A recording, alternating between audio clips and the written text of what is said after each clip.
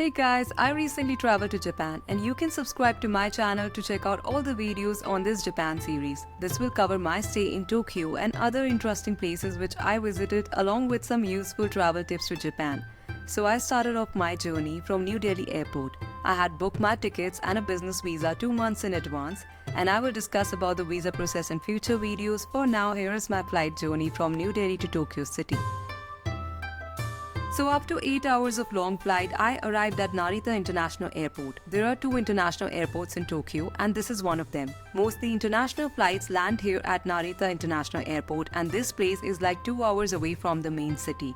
This is apparently the busiest airport of Japan and it has many cool facilities such as the sleeping pods, eating lounges, branded shops, and you can also collect your JR pass from here. So now how to get from Narita airport to the main Tokyo city? After completing immigration, I took a direct bus from the airport exit gate. It costed me only 3,000 yen for one-way journey and it dropped me in front of the Tokyo station. This is one of the main train stations in Tokyo and this is not so far from the Ginza district where I had booked my accommodation for the next 10 days. And I finally reached the Hotel Mercure. This is a unit of Accor Hotels. I decided to book my stay here because of its prime location as it is very close to the vibrant shopping district Ginza, which I will show you in just about few seconds. Overall, this was a good hotel choice for a solo traveler like me.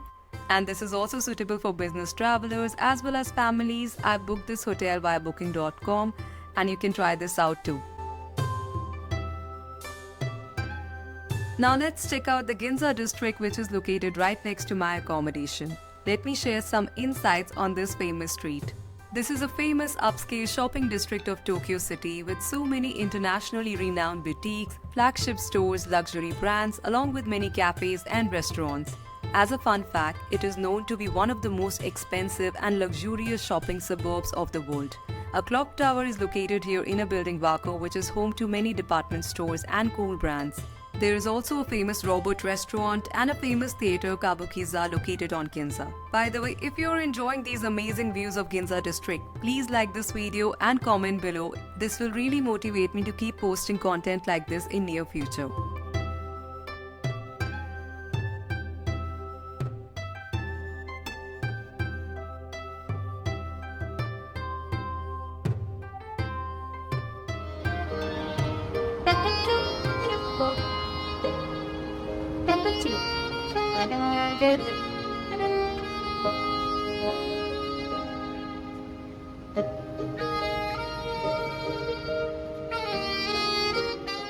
Just to continue on fun facts about Ginza district, in year 1872, a massive fire broke out on Ginza and burned most of the buildings. Thereafter, Japanese government undertook reconstruction and built a new Ginza, which was initially not so famous amongst tourists, but thanks to newspapers and magazines, this area soon became a symbol of civilization and enlightenment.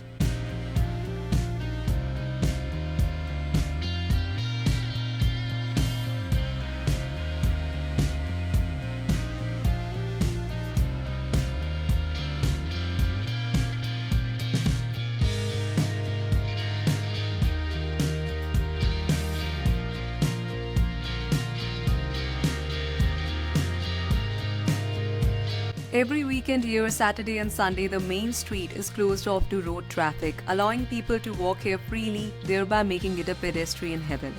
Well, this was all for this vlog. Hope you enjoyed. Please subscribe to my channel to check out all the videos for Japan series which I will be posting soon. And you can also book a tour package with us for Japan. Check out the link in description and feel free to contact me on Instagram for same. I will see you next time. Take care.